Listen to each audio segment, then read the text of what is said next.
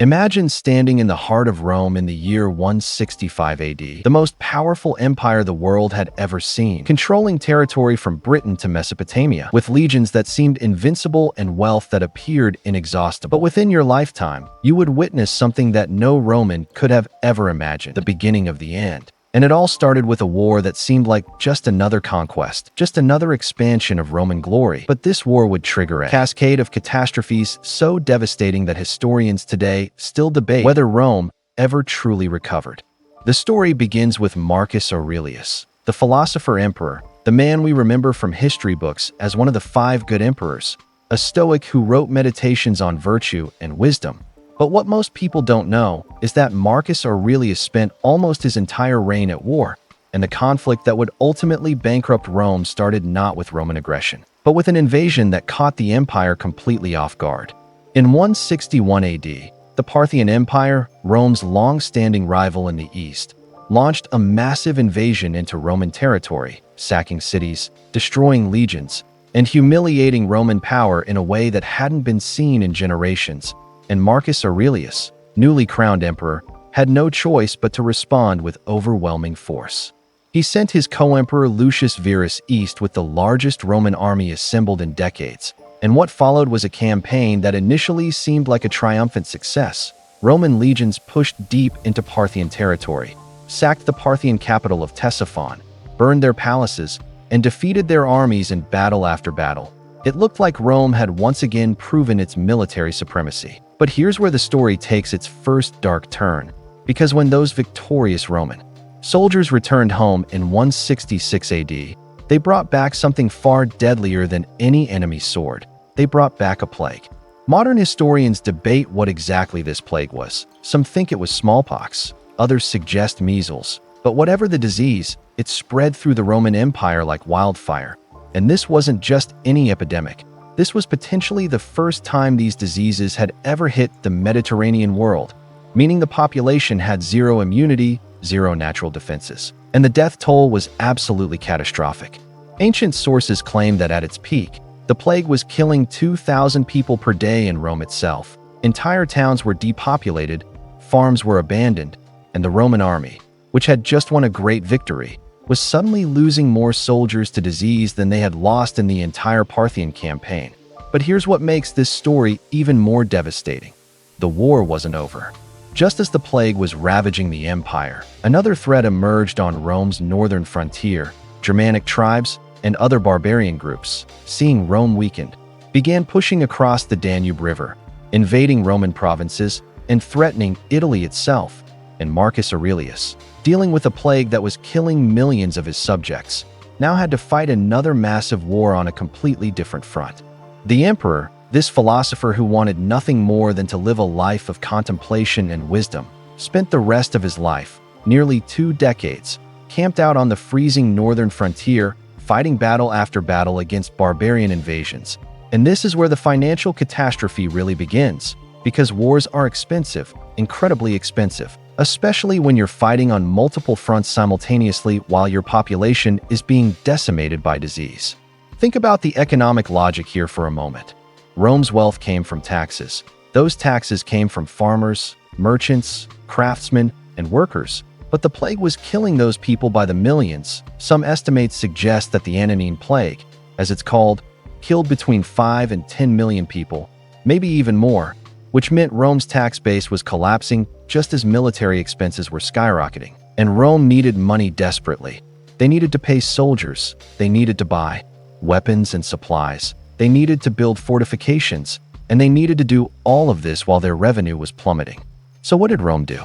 They did what governments throughout history have done when they're desperate for money. They debased the currency. And this is where we see one of history's most dramatic examples of how warfare can trigger economic collapse through inflation. The Roman denarius, the silver coin that had been the backbone of the Roman economy for centuries, had maintained relatively stable silver content for generations. But under Marcus Aurelius and his successors, the silver content began dropping dramatically. They started mixing more and more base metal into the coins, reducing the silver content from around 83% down to 79%, then even lower under later emperors. And while that might not sound like much, think about what this means. In practice, if you're a merchant and the coins you're receiving have less silver in them, you raise your prices. If you're a soldier being paid in debased currency, you can't buy as much with your wages. If you're a farmer, the money you get for your crops buys less and less. And this creates a vicious cycle. Prices rise. So the government needs more coins to pay for the same things. So they debase the currency even more, which causes prices to rise even higher. And this cycle continues until you have full-blown inflation ravaging the economy. But wait, because the story gets worse, much worse, because the debasement of the currency wasn't just an economic problem. It was a social and political crisis that threatened the very foundation of Roman power, the army.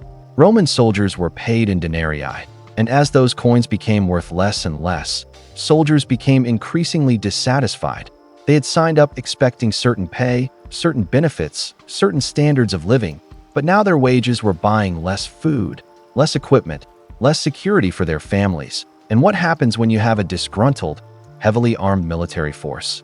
You get instability, you get rebellions, you get generals proclaiming themselves emperor and marching on Rome. And this is exactly what happened in the decades following Marcus Aurelius's death in 180 AD. His son Commodus took over.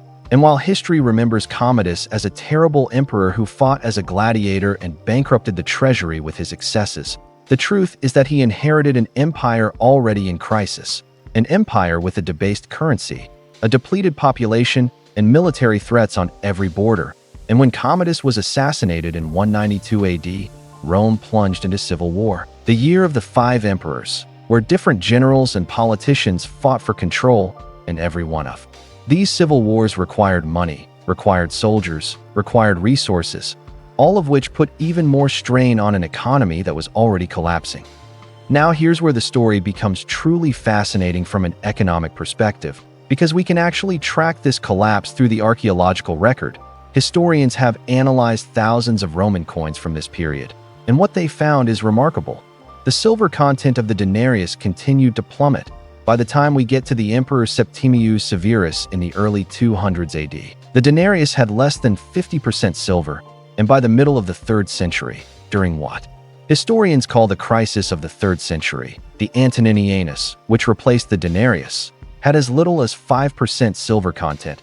It was essentially a bronze coin with a thin silver wash, and predictably, this caused massive inflation. Prices in the Roman Empire increased by factors of hundreds or even thousands of percent. The entire monetary system that had facilitated trade across the Mediterranean for centuries essentially collapsed. But let's go back to Marcus Aurelius and understand why this war in particular was so devastating. Because Rome had fought expensive wars before. They had fought Carthage in the Punic Wars. They had conquered Gaul under Julius Caesar. They had fought civil wars before. So why did this particular conflict trigger such a catastrophic chain reaction? The answer lies in the combination of factors. The simultaneity of crises. It wasn't just a war. It was a war plus a plague plus another war plus currency debasement plus population decline all happening at the same time, creating a perfect storm that overwhelmed Rome's ability to respond. Think about the Parthian War itself. Yes, Rome technically won. They sacked Ctesiphon. They claimed victory, but at what cost?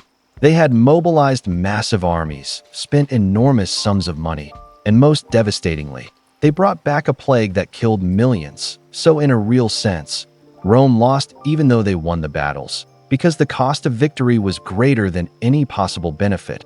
And this is a pattern we see throughout history. Wars that seem winnable, that seem worth fighting, can trigger consequences so severe that they destroy the very civilization waging them. And then there's the plague itself, the Antonine Plague, which doesn't get enough attention in popular history, but was genuinely one of the most devastating pandemics in human history.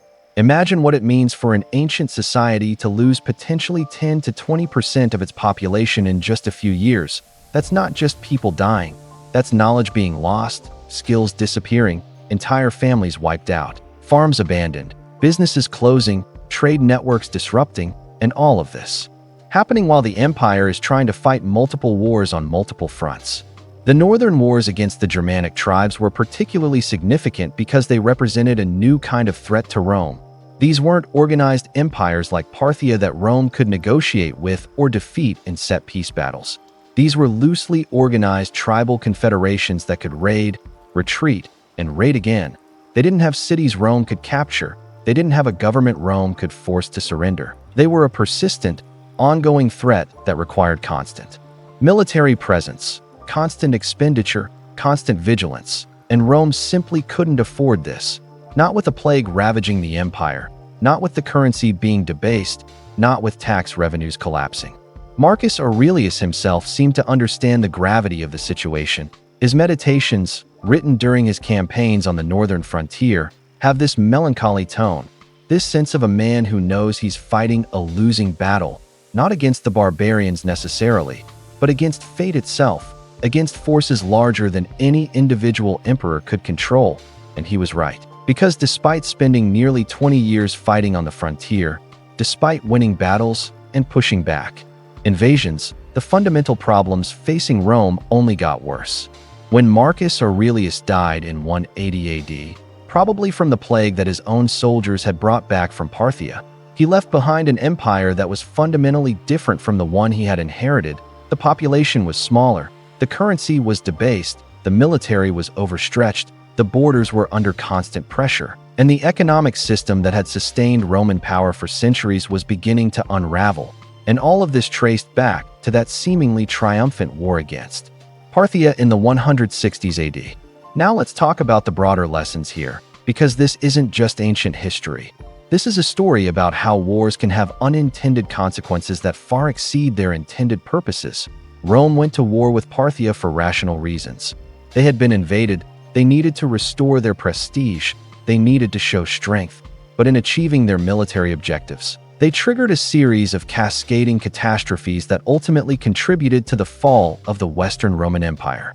2 centuries later, and this raises profound questions about the true cost of war, about the limits of military power, about the interconnectedness of military, economic, and public health crises. The inflation that Rome experienced wasn't some abstract economic phenomenon.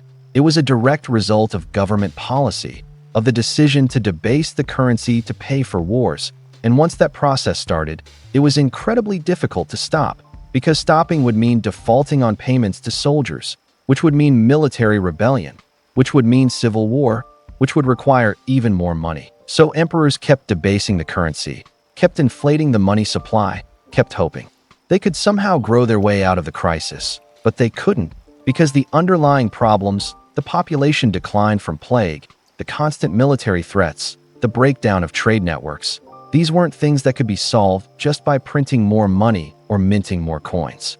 There's also something deeply tragic about Marcus Aurelius's role in all of this. Here was a man who genuinely wanted to be a good emperor, who studied philosophy, who tried to rule justly and wisely, but who spent his entire reign dealing with crises not of his making, fighting wars he didn't want to fight, making decisions that he probably knew were unsustainable but had no alternative to, and ultimately dying on a frozen frontier, far from Rome, still fighting barbarians, still trying to hold together an empire that was already beginning to fracture.